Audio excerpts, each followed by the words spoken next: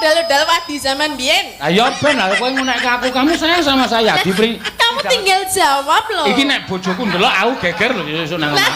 Loh, lah geger ngapa? Sakit jenengan tak tekanin jenengan sayang sama saya? Sayang sebagai partner kerja. Ya sudah, cuman segitu aja kok. Ane rak penangkapane wong beda. Lah kok iso? Ayo iso kok Berarti ora kan- kelingan zaman biyen golek wedi. Lah, Nyemplung kali progo wae lho no. Kerubiu aku ngetis kon dhuwur kae. Zaman tak jak mayang ning Wonosobo isih golek wedi. Sing lanang malah ning dhuwur. Wong sing lanang ra iso renang. Oh. ora kuwi. Anggere metu ngono ki mak krombyah. Nggawa apa nang dia kebiu.